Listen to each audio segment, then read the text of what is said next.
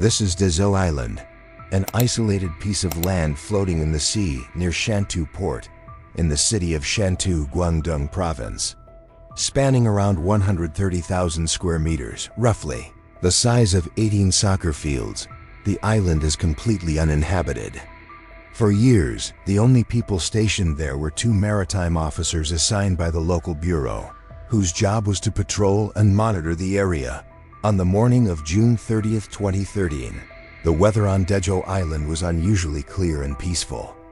One of the two officers was making his usual rounds, cleaning up the surroundings. As he walked along the coast, something unusual caught his eye. A suitcase wedged against the rocky shoreline. It looked out of place. The suitcase was tightly wrapped in iron tubing and secured with chains. The officer hesitated. He walked back and forth, unsure whether to touch it. Eventually, he decided not to take the risk. He dialed the police. As he waited, his eyes remained fixed on the strange luggage. Soon enough, local law enforcement arrived and carefully examined the object. The air was still fresh, but a strange smell began to linger. When the suitcase was finally opened, both the officer and the police were stunned. They looked at each other in disbelief. Inside that small, ordinary-looking suitcase, typically used for clothes and personal belongings, was a severely decomposed human torso. No head, no legs. Nothing that could help them identify the person at first glance. In situations like this, investigators know their job: identify the victim and determine where the body came from. But that wasn't going to be easy. The remains were far from intact, and there were no immediate clues to work with. The forensics team requested more time. Any scrap of evidence could be critical. While forensics did their work, detectives began looking into where the suitcase had come from.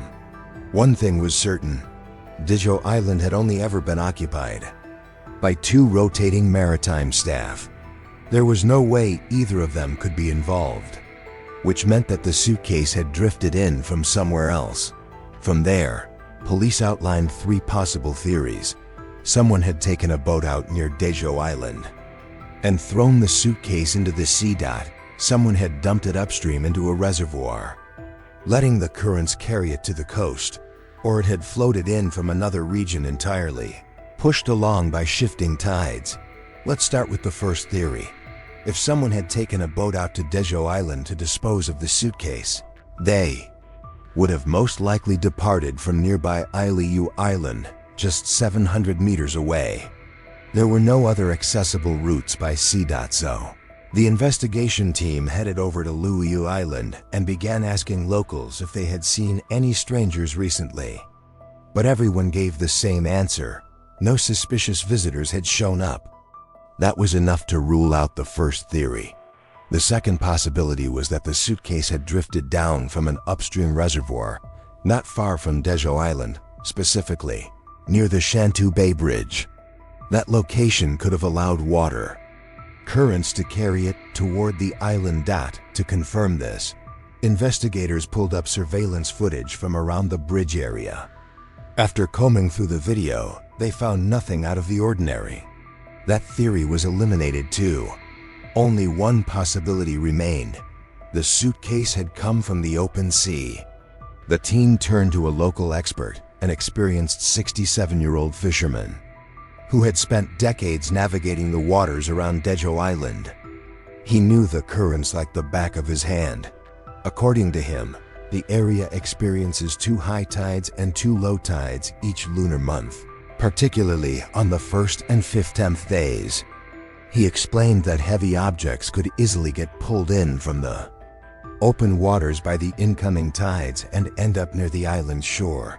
But the ocean is vast, and the origin point of the suitcase remained a mystery. With no solid leads on where it came from, investigators turned their attention to the suitcase itself. Maybe they could figure out where it was made and who had owned it. This part of the case seemed easier, at least at first. Less than 24 hours after examining the suitcase, police discovered that it had been manufactured in Wenzhou. It was a promising lead. Until it WASN single quotes TDAC turns out, the suitcase was a mass-produced model sold in thousands across the country. That single detail shut down any hope of tracking the killer or the victim through the item. Just like that, the one tangible clue they had was now useless. After exhausting nearly every angle, investigators came to a tough conclusion: the victim's body was now their only remaining lead. Later that same day, the forensic team delivered their initial report. Although the head and right leg were still missing, the team had managed to piece together some basic details.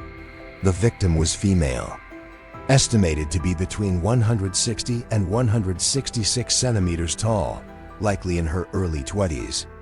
Cause of death dated back to roughly a month prior. There were also two physical markers: a small cat tattoo on her left thigh and red nail polish on her toes. But it was the final discovery that caught everyone's attention. The forensics team found two silicone breast implants inside the body, each marked with a unique code, IMGHCTXH270. For the investigators, that string of characters was like finding a key. If they could trace the code back to a clinic or surgery center, they might be able to identify the woman, and so they did. Investigators ran the serial code through medical supply databases. It didn't take long. They quickly located a clinic that had purchased that exact type of implant. The case had just cracked open. On July 1st, just one day after the suitcase was found, a team from the Shantou police flew to Wuhan to track down the national distributor of the Implant brand. The distributor's manager confirmed that the code matched a real product batch. According to the records, a shipment containing 29 breast implants had been sold to the Wuhan distributor on March 24th. Of those, 15 had already been used in cosmetic procedures at clinics across the country. With the implant batch info in hand, investigators began contacting the women who had undergone surgeries with those specific silicone models. 14 out of the 15 women responded quickly and confirmed their identities. Only one woman couldn't be reached. Her name was Xiao Qing. She had received breast augmentation at a cosmetic hospital in Zhuhai. That immediately raised concerns. Officers went straight to the clinic in Zhuhai to pull her records. According to the file, Xiao Qing was born in 1991 and originally from Guangxi province. She was passionate about beauty and had undergone a total of 6 procedures at the clinic, her most recent one being the breast surgery. But here's where it got even more concerning. She had a follow-up appointment scheduled for June 10th, just 20 days before the suitcase was discovered, but she never showed up. When officers contacted her family, they confirmed that her phone had been unreachable since June 8th. She had completely vanished. The officers asked, did she have any unique tattoos or marks on her body? Her family hesitated for a second, then said, yes, she had a small cat tattoo on her left thigh. With no other option, investigators collected strands of Xiao Qing's hair and some personal items for DNA testing. The results were heartbreaking. The remains inside the suitcase belonged to her. According to what the police gathered, Xiao Qing had been living in Zhuhai. On June 6th, she traveled with her boyfriend to Shenzhen. That same day, her boyfriend flew overseas for a business trip. Xiao Qing, meanwhile, stayed behind and stayed at a close friend's place in the city.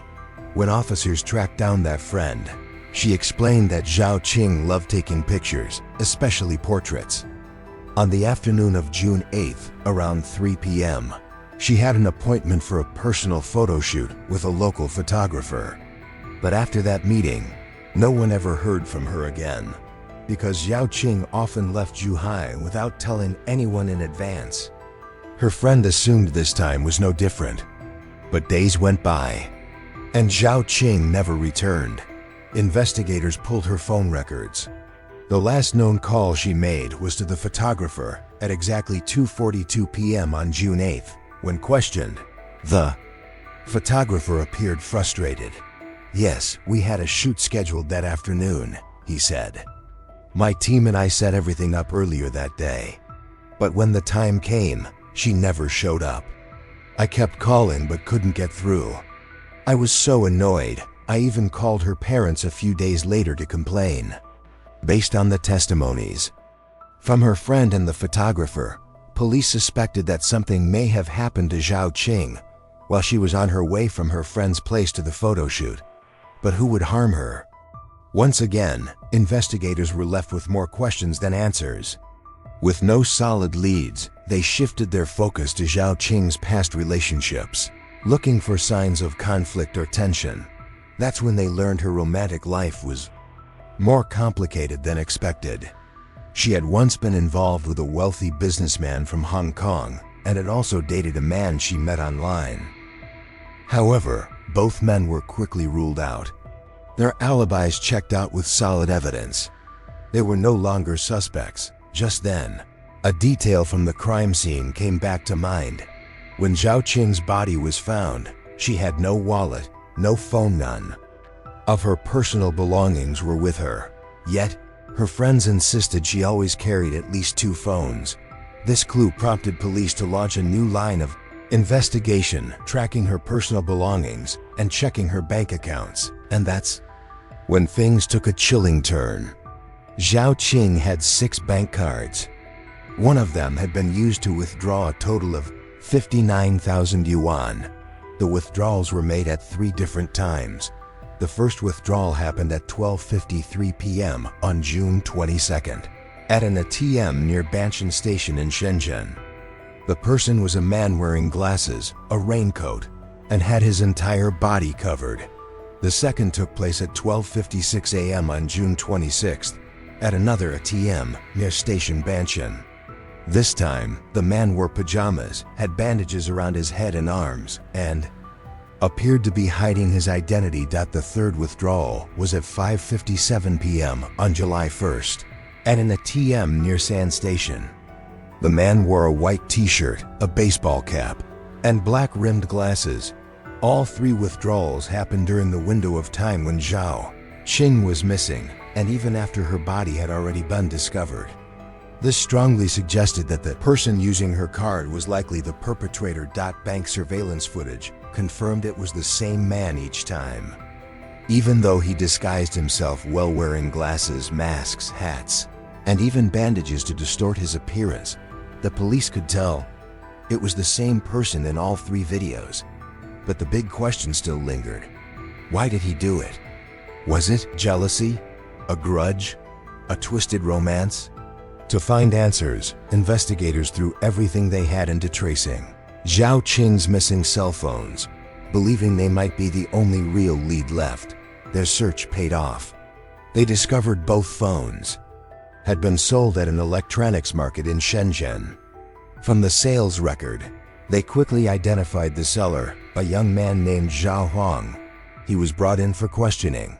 During interrogation, Zhao Huang said the phones didn't belong to him.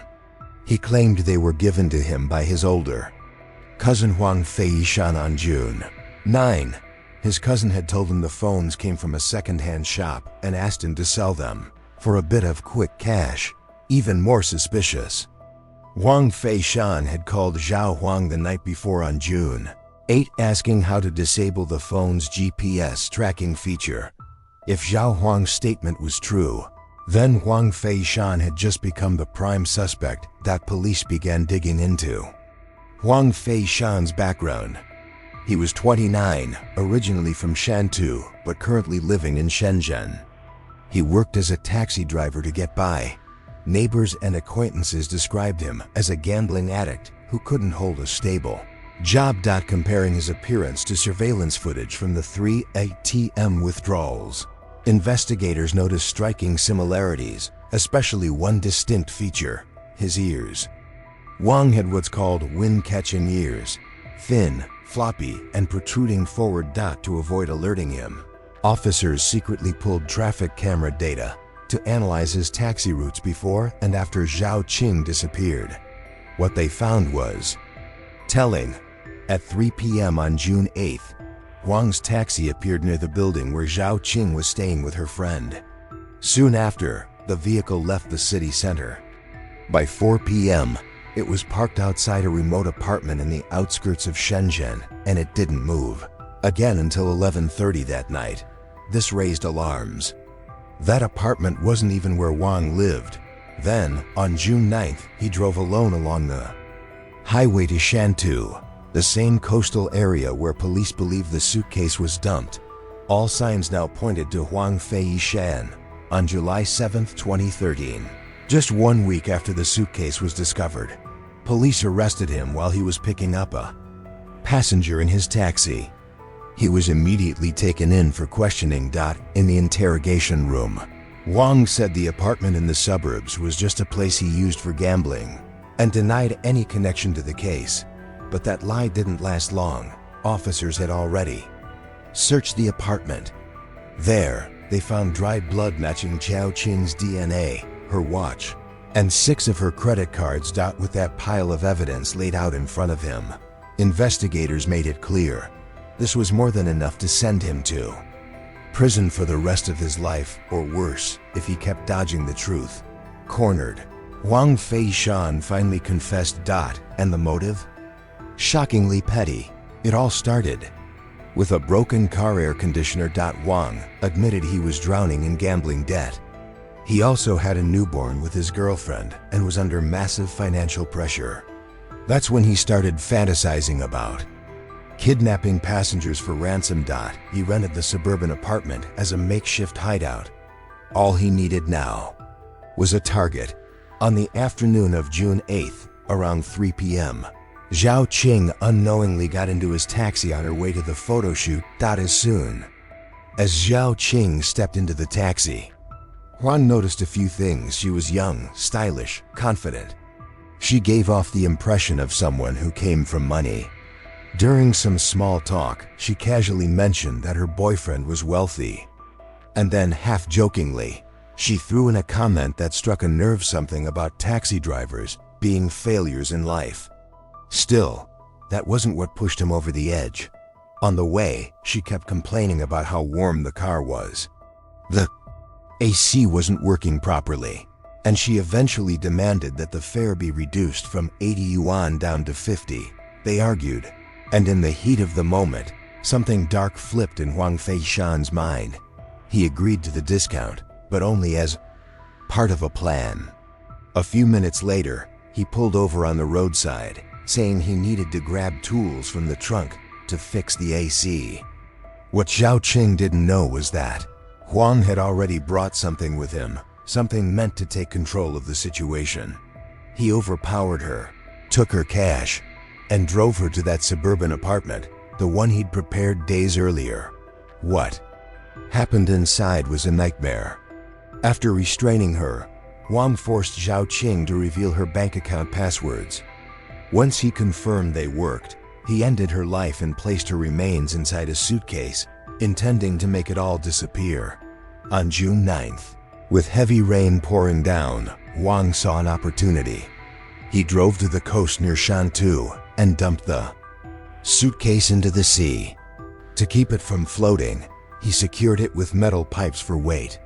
Before leaving, he returned to check one more time, only to find the suitcase had already drifted away. 3 days later, on June 11th, he returned to his main apartment in Shenzhen, where he lived with his wife and child. There, he filled a cardboard box with cement and sealed away the remaining parts of Yao Qing's body. For almost a month, his wife lived in that home, completely unaware of what was hidden so close.